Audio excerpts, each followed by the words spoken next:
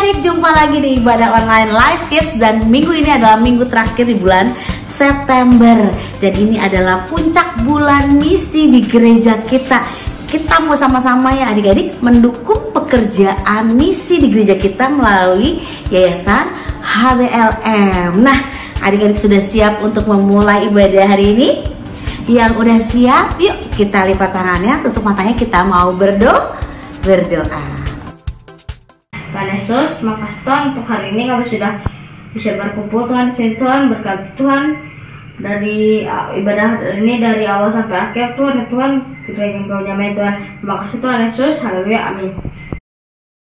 Nah, di puncak bulan misi ini Cici mau ngajak adik-adik untuk terlibat langsung di program-program Yayasan HBLM. Program misinya melalui doa kita, juga melalui dana kita, dukungan kita untuk semua program misi yang ada di gereja kita. Adik-adik bisa ikut serta dalam memberikan seed of faith. Apa itu seed of faith dan bagaimana cara memberikannya? Kita simak yang berikut ini ya. Dalam rangka puncak bulan misi 2025, Cici mengajak adik-adik Live Kids berpartisipasi dalam pemberian Seed of Faith. Apa itu Seed of Faith? SOF adalah benih iman di mana kita memiliki hati untuk program-program misi yang ada di gereja kita melalui Yayasan HBLM. Untuk tahun ini, cara pengisian Seed of Faith bisa dengan 3 cara. Untuk yang pertama, kalian bisa memasukkan SOF atau Seed of Faith dalam amplop, tuliskan nama dan kelas kalian di Live Kids, lalu masukkan ke dalam kotak-kotak persembahan yang ada di gereja. Yang kedua, kalian bisa dibantu papa mama untuk mentransfer Seed of Faith adik-adik ke rekening gereja berikut ini. Yang ketiga, spesial di tahun ini, kita juga akan mengumpulkan Seed of Faith di kelas-kelas Live Kids agar makin terasa kebersamaan setiap kelas untuk mendoakan serta mendukung program misi di gereja kita. Pengumpulan Seed of Faith per kelas ini akan dikoordinasi oleh guru kelas masing-masing dan akan dilakukan mulai awal Oktober sampai dengan akhir Desember 2025. Dan ada kabar yang lebih menyenangkan lagi nih bagi adik-adik kelas Pratama dan Madya. Kalian akan membuat kotak persembahan Seed of Faith atau SOF bersama dengan teman-teman dan guru kelas kalian. Di tanggal 28 September 2025, bagi 3 kotak persembahan SOF kelas yang paling kreatif akan mendapatkan hadiah dari Live Kids. Yuk, Cici undang kalian semua hadir di ibadah onsite dan ikut memeriahkan puncak bulan misi lewat lomba kelas membuat kotak persembahan Seed of Faith. Jadilah kelas yang paling kompak dan kreatif. Semangat menabur bagi kerajaan sorga sesuai dengan tagline bulan misi tahun ini, yaitu kerajaannya tanggung jawab kita. Tuhan Yesus memberkati. Nah, makanya nih Cici ajak adik-adik untuk beribadah secara onsite, karena adik-adik dapat memberikan Seed of Faith bersama dengan teman-teman satu kelas kalian. Jadi bersama-sama kita mau memberi untuk pekerjaan Tuhan, karena kerajaannya tanggung jawab kita bersama ya adik-adik. Nah, seperti lagu ini nih, kita mau pakai kehidupan kita, tubuh kita untuk memuliakan Tuhan. Apa yang kita miliki, kita mau berikan untuk kemuliaan Tuhan. Tubuhku memuji Tuhan. Mataku melihat kebaikan Tuhan, telingaku mendengarkan firman Tuhan, dan mulutku bernyanyi memuji Tuhan. Tangan dan kakiku menari bagi Tuhan.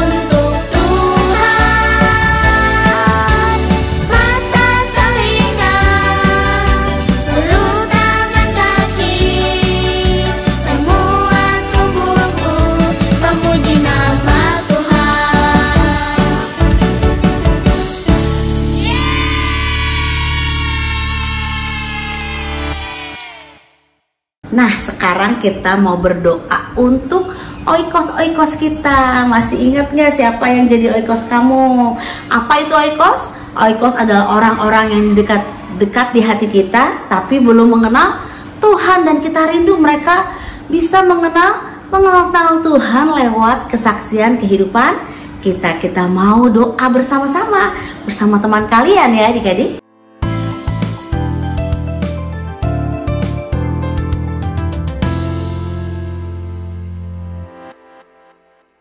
Teman-teman, mari kita berdoa untuk oikos kita dengan doa 5 jari. Mari kita bersatu dalam doa.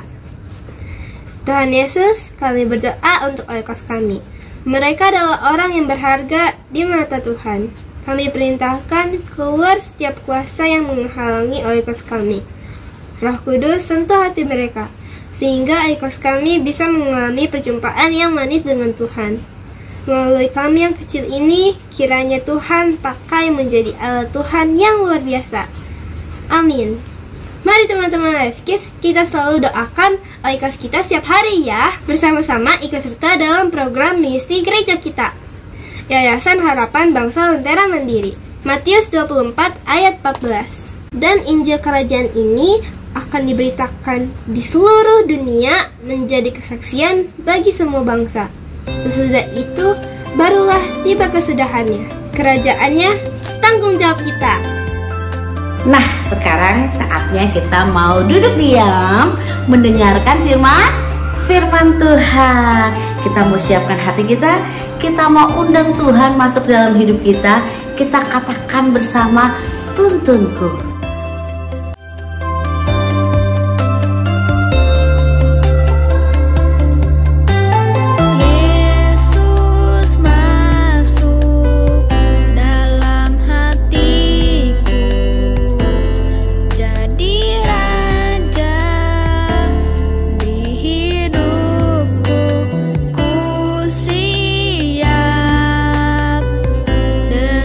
Firman-Mu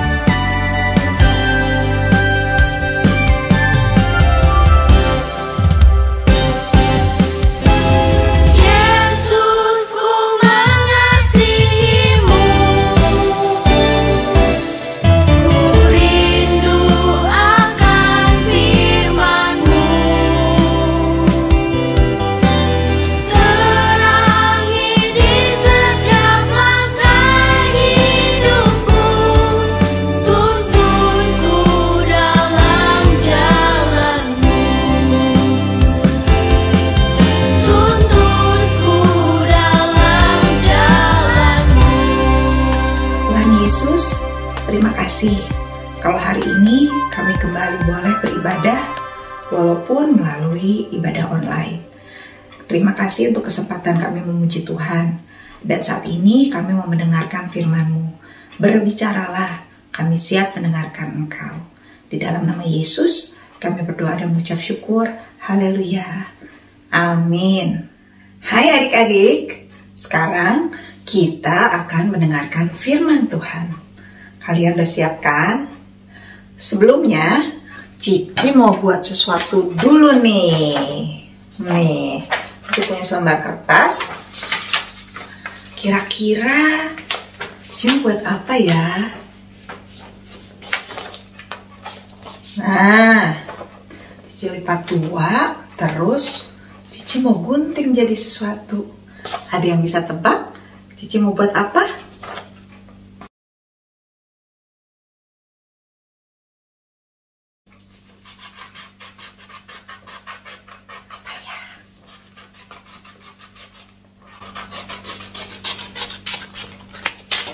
Nah,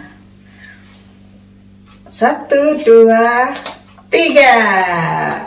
Bentuk apa ini? Ya, bentuk hati.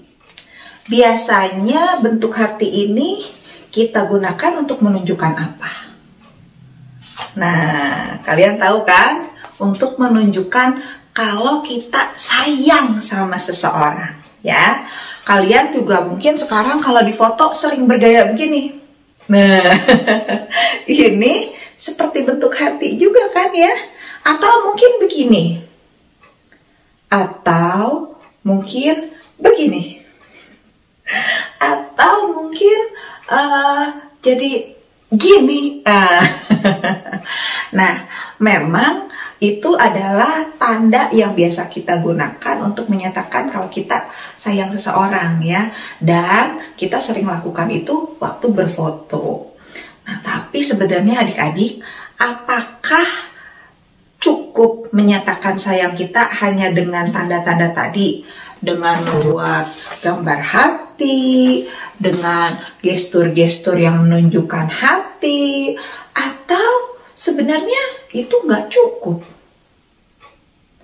Nah, sebelum kita lanjutkan, Cici mau cerita dulu nih ya, satu cerita yang menarik sekali. Kisah ini ada di kitab Yohanes. Nah, kalian kan tahu ya, Yesus waktu hidup di dunia itu diikutin oleh banyak orang ya. Banyak sekali yang mengikuti Yesus. Tetapi Yesus hanya memilih beberapa orang untuk menjadi murid-muridnya. Ingat ada berapa belas orang? Ya betul, ada 12 orang. Ingat siapa aja mereka? Tahu dong lagunya? Simon Petrus, Andreas, Yakobus, Yohanes, Filipus, Thomas, Yakobus anak Alfeus, Tadeus, Simon orang Zelot, Matius, Bartolomeus, Yudas Iskariot, 12 murid Yesus. Nah ya, itu 12 murid Yesus, walaupun yang satu orang pada akhirnya mengkhianati Yesus. Ya, itu siapa?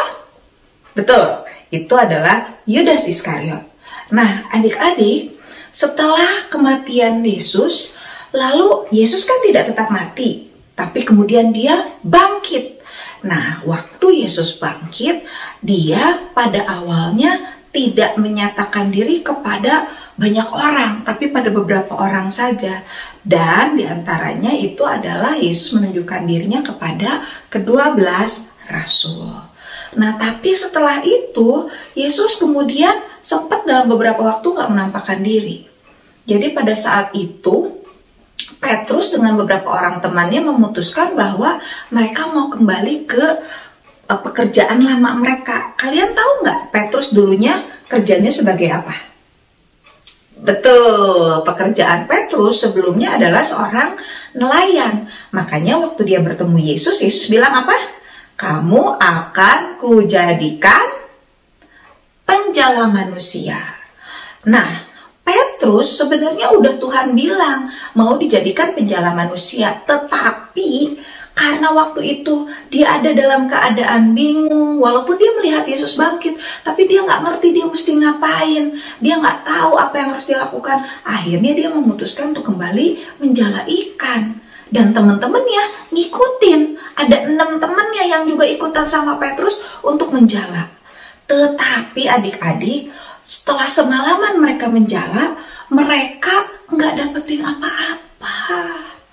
Mereka ternyata malah harus kembali dengan tangan kosong.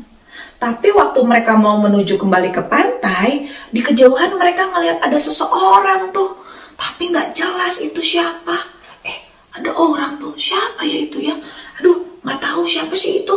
Nah, ternyata orang itu bicara sama mereka.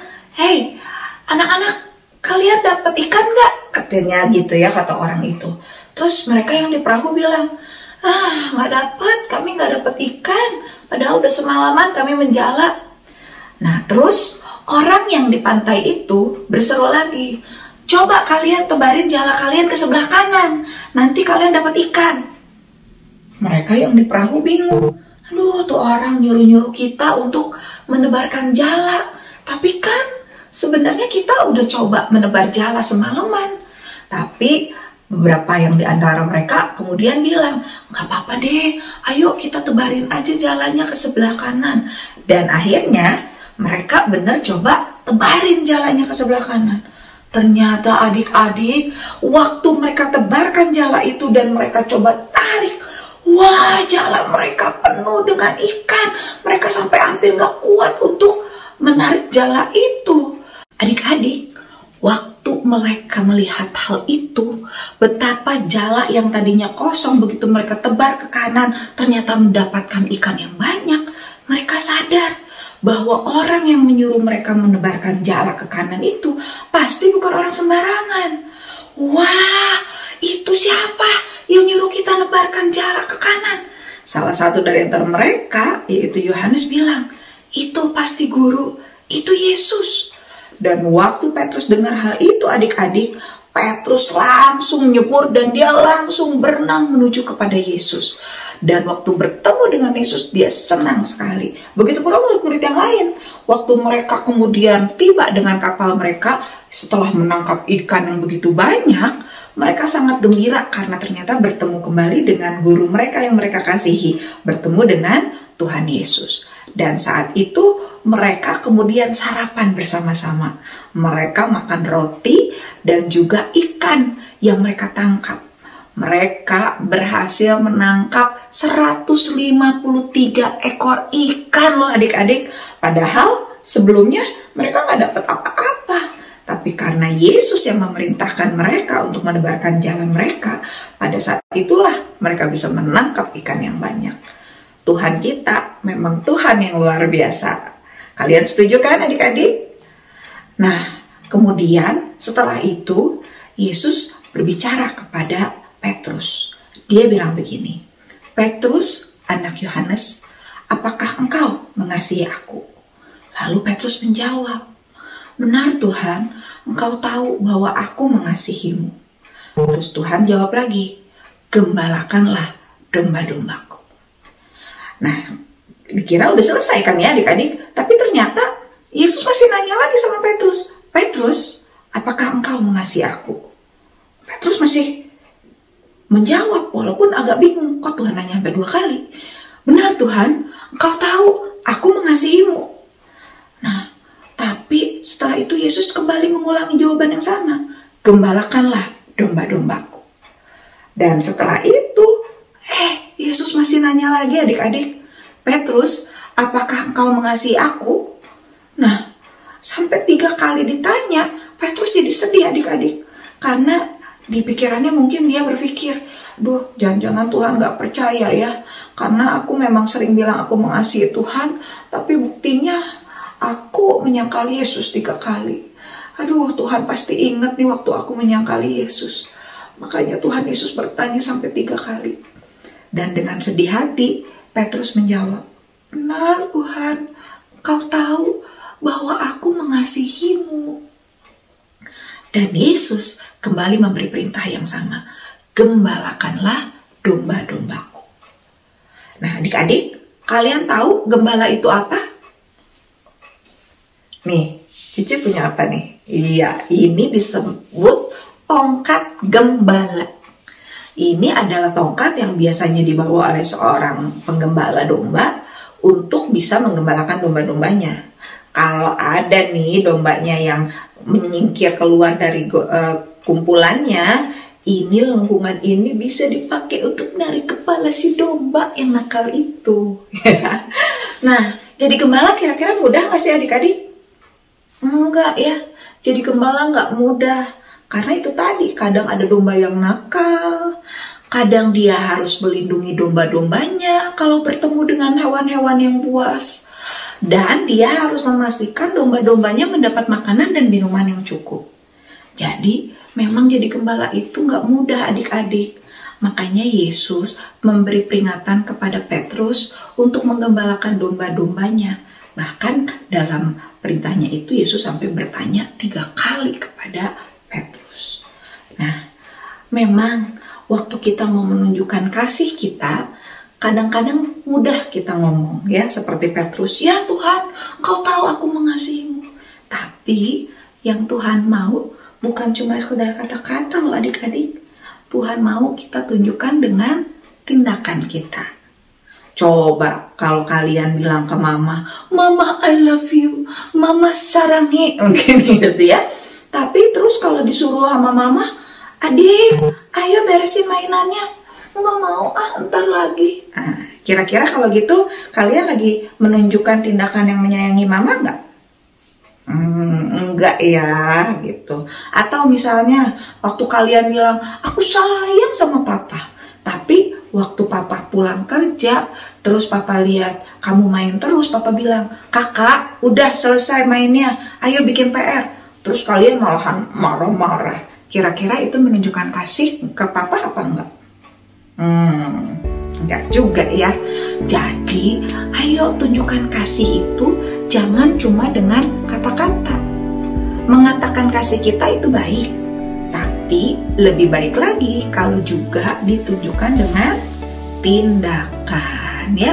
Jangan cuma di mulut saja, tapi ayo kita tunjukkan dengan tindakan kita yang menunjukkan kasih kepada Tuhan dan sesama, terutama kepada orang tua dan keluarga kita di rumah. Nah adik-adik, yuk kita sekarang mau menghafalkan ayat hafalan kita hari ini. Ayat hafalan kita hari ini adalah, benar Tuhan, Engkau tahu bahwa aku mengasihi Engkau. Yohanes 21 ayat 15. Kita ulangi sekali lagi ya. Benar Tuhan, Engkau tahu bahwa aku mengasihi Engkau. Yohanes 21 ayat 15. Kita hafalkan dan lakukan ya.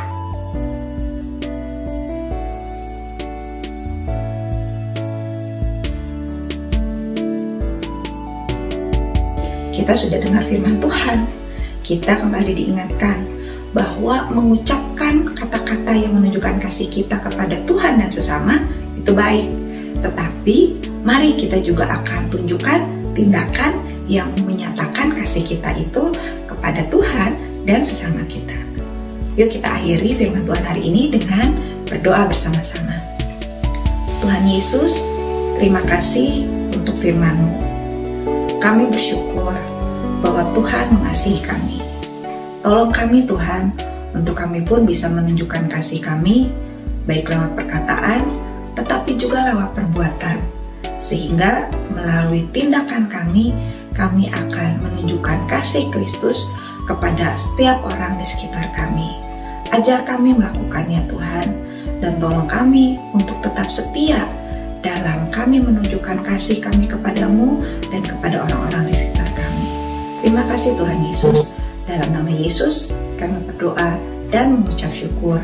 Haleluya. Amin.